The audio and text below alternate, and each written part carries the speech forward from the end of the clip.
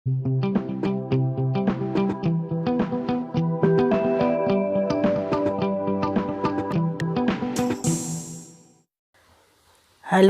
Good morning students. आज हम व्यवहारवादियों का योगदान का अध्ययन करेंगे। व्यवहारवाद की स्थापना जे.बी. वॉटसन द्वारा की गई थी। सन 1913 में की गई थी। इस संप्रदाय के अनुसार मनोविज्ञान व्यवहार का विज्ञान है। व्यवहार के अध्ययन के लिए दो विधियाँ महत्वपूर्ण हैं। फर्स्ट है प्रेक्षण ऑब्जर्वेशन विधि, मतलब दूसरे का अवलोकन करके दूसरे का व्यवहार का अध्ययन करके फिर निष्कर्ष निकालना। और दूसरी अनुबंधन कंडीशनिंग, मतलब उसके सामने कुछ शर्त रखना, कुछ अनुबंध रखना, कोई वस्तु रखना और उन दोनों में स्थापित करके उसके व्यवहार का अध्ययन करना अनुबंधन कहलाता है। वॉटसन ने सीखना, लर्निंग, भाषा विकास, चिंतन, स्मृति, संवेग, इमोशन के क्षेत्र में महत्वपूर्ण कार्य किया है। आदतों के विकास में उन्होंने बारंबारता का नियम, प्रिंसिपल ऑफ फ्रीक्वेंसी तथा अभिनवता का नियम, प्रिंसिपल ऑफ रिसेंसी सीखने के लिए बनाया था। और अनुबंध के नियम के लिए प्रिंसिपल ऑफ कंडीशनिंग का निर्माण किया था। वॉटसन के अलावा जो व्यवहारवादी थे वो प्रमुख ये निम्न है: पावलव, गुथरी, हल, स्किनर आदि, ये सभी व्यवहारवादी थे।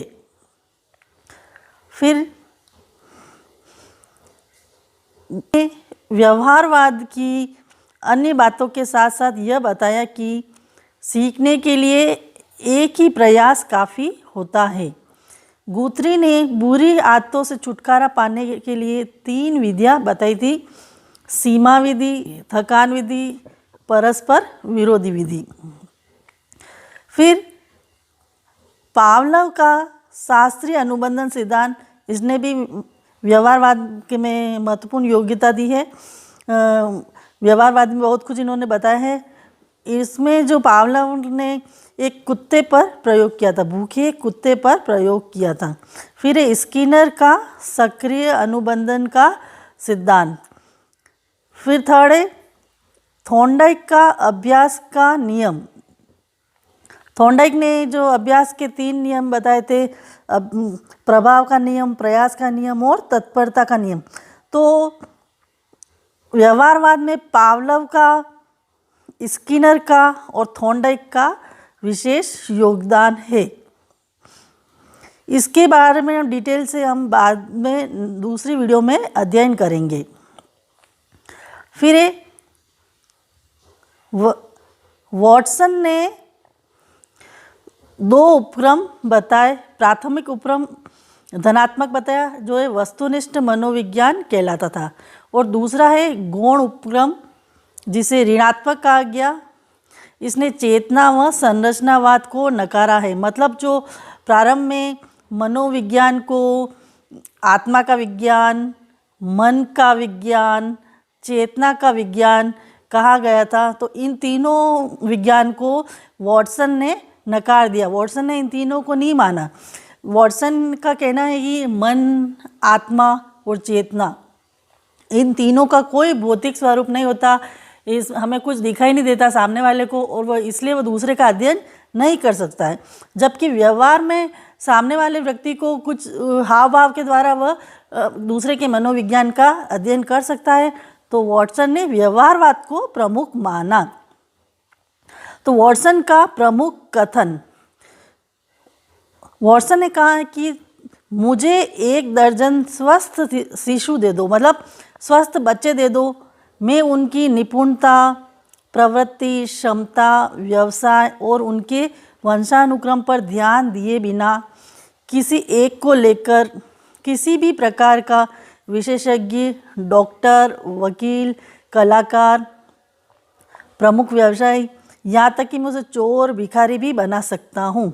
तो वॉटसन का कहना है कि तुम तो बस मुझे एक छोटा बच्चा ला के दे दो, नवजात शिशु ला के दे दो, मैं उसे डॉक्टर, वकील, इंजीनियर, यहाँ तक कि चोर भिखारी भी बना सकता हूँ। तो इस कहने का तात्पर्य यह है कि जो बालक जो कुछ बनता है वो भविष्य में जो उसका निर्माण होता है वह वातावरण के अनुसार होता है, वंशानुक्रम का इसमें कोई योगदान नहीं होता है। बालक को हम जैसा वातावरण प्रदान करेंगे बालक वैसा ही बनेगा। अगर अच्छा वातावरण मिला तो बालक अच्छा बनेगा और बुरा वातावरण मिला तो बुरा बनेगा। वॉटसन ने अपने सिद्धांतों के आधार पर यह जोर दिया कि मनुष्य के जीवन में आनुवांशिकता मतलब हेरिडिटी नाम की कोई भी चीज़ भूमिका नहीं बनाती है। उत्तेजना का वातावरण ही सब कुछ है। अच्छा वातावरण में कोई भी बच्चा अच्छा सीख सकता है और अच्छा बन सकता है। तो वॉटसन का कहना ये है कि बालक को अच्छा वातावरण प्रदान करना चाहिए। अगर वातावरण अच्छा होगा तो बालक में अच्छे गुणों का विकास होगा, वह अच्छा व्यक्ति बनेगा, और बुरा वातावरण मिला तो वो उसी अनुसार बनेगा। तो बालक को हम जैसा व्यवहार देंगे बालक उसी प्रकार का आचरण करेगा और उसके व्यक्तित्व का निर्माण होगा। फिर वॉटसन ने बताया कि सामान्यतः हमारे व्यवहार दो प्रकार के होते हैं। प्रतिपक्षी व्यवहार मतलब रेस्पोंडेंट बिहेवियर, यह व्यवहार बाहरी उत्तेजक के कारण होता है, जैसे आँख का तेजी से रोशनी के कारण झपकना। कभी कभी बाहरी उत्तेजना के दौरान भी व्यक्ति के व्यवहार में परिवर्तन होता है। जैसे अब बिजली चमक रही है तो आंखें बंद हो गई, कहीं गर्म चीज़ पर हमारा हाथ लग गया तो हम एकदम पीछे हट जाते हैं, अगर हम साइकिल चला रहे हैं तो हम एकदम ब्रेक लग जाता है। तो बाहरी उत्तेजना के कारण भी व्यवहार में परिवर्तन होता है। जो ये इनका पहला कथन था। फिर दूसरा है कार्यवाहक व्यवहार, ऑपरेंट बिहेवियर। यह व्यवहार प्राणी के अंदर की दशाओं के कारण होता है। इस प्रकार का व्यवहार उत्पन्न नहीं किया जाता, यह अंदर से होता है। जैसे कोई कुत्ता सड़क पर दौड़ रहा है तो हो सकता है कि वह अपने कुछ आंतरिक उद्देश्यों की पूर्ति हेतु वह ऐसा कर रहा है। मतलब कुत्ता अगर सड़क पर दौड़ रहा है तो मान लो उसके अंदर को भूख लगी है, उसके कारण भी वह आपके पीछे दौड़ सकता है। तो कभी कभी आंतरिक व्यवहार के कारण भी व्यक्ति प्रेरित होता है और वह उसी प्रकार का आचरण करता है। वुडवर्थ ने कहा है, सर्वप्रथम मनोविज्ञान ने अपनी आत्मा को खोया, तत्पश्चात अपने मस्तिष्क को त्यागा, फिर उसने अपनी चेतना को खोया और अब यह व्यवहार के स्वरूप को अपनाता है। मतलब कि मनोविज्ञान प्रारंभ में आत्मा के विज्ञान को मानता था, मन के विज्ञान को मानता था और चेतना के विज्ञान को मानता था।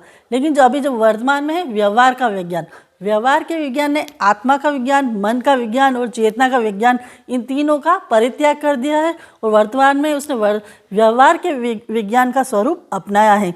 तो व्यवहारवादियों का ये कहना था कि बालक वातावरण से सीखता है, इनके अनुसार वातावरण ही सब कुछ है। बालक को हम जैसा वातावरण देंगे उसी प्रकार वह आचरण करेगा। धन्यवाद।